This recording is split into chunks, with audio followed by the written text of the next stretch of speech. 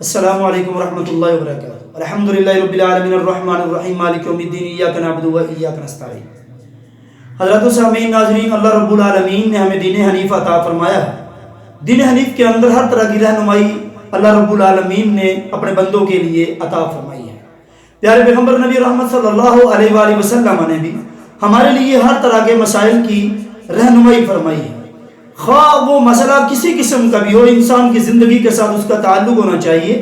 وہ ہر طرح کے مسائل، ہر طرح کے معاملات کی آگاہی پیارے پیغمبر نبی رحمت صلی اللہ علیہ وسلم نے اپنی امت کو آگاہی فرمائی ہے۔ حضرت و سامعین، اسی طرح سے ایک مسئلہ آتا ہے، جیسے ہماری خواتین ہیں، عورتیں ہیں، مسائل میں عورتوں کے ساتھ کچھ دن ایسے آ جاتے ہیں، ایام آ جاتے ہیں جن دنوں میں عورتیں نہ نماز پڑھتی ہیں، نہ ان کے لیے نماز پڑھنا جائز ہے، نہ وہ روزہ رکھ سکتی ہیں، جیسا کہ حیض کے دن ہیں۔ اور وہ ایام مخصوصہ، وہ حیض کے دن جتنے دن عورت کو آتے ہیں اتنے دن عورت کے لیے نماز بھی معاف ہے۔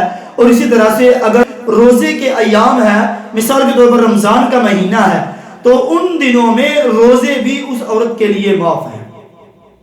رہی بات یہ کہ یہ جو دن ہیں جن دنوں میں عورت نہ نماز پڑھ سکتی ہے، نہ روزے رکھ سکتی ہے، مثلا حیض کے دن ہیں، ان دنوں کے گزر جانے کے بعد کیا وہ نماز، کیا وہ روزے جو ان دنوں میں رہ گئے تھے، کیا ان کی عورت کے لیے قضا ہوتی ہے کہ نہیں ہوتی؟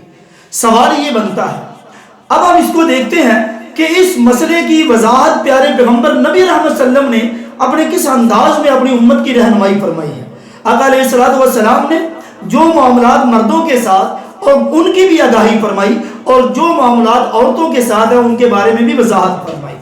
اب اگر ایک عورت ایسے دنوں کو گزار رہی ہے جن دنوں میں عورت حیض میں ہے، یا مثال کے طور پر عورت نماز پڑھ رہی ہے، اس کو حیض آ جاتا ہے، تو وہ نماز ادا کرنا بند کر دے گی، نماز اس کی ختم ہو جائے گی۔ اسی طرح سے اگر کسی عورت نے روزہ رکھا ہوا ہے، روزے کی حالت میں چل رہی ہے، صبح روزہ رکھا، دوپہر ہوئی، اس کو ایام اس کے شروع ہو گئے، اس کے مخصوص اوقات شروع ہو گئے، تو اس طرح سے اس کا روزہ بھی ختم ہو جائے گا۔ یہ نہیں ہے کہ وہ نماز مکمل کر لے اور اسی طرح سے وہ اسی وقت میں وہ روزے کو آگے شام تک لے کر چلی جائے۔ اول تو یہ بات ختم، یہیں پر جب اس کو ایام آ جائیں گے، ہے شروع ہو جائے گا، وہ نماز کی حالت میں ہے تو نماز ختم۔ اسی طرح سے اگر روزے کی حالت میں ہے تو وہیں پہ اس کا روزہ جو ہے وہ ختم ہو جاتا ہے۔ اب رہی بات یہ کہ وہ باقی جو دن گزریں گے ان دنوں میں نمازیں بھی اس کی رہیں گی اور اسی طرح سے اس کے روزے بھی رہیں گے، تو اس عورت کے لیے کیا حکم ہے؟ پاکی کے بعد وہ عورت کیا کرے؟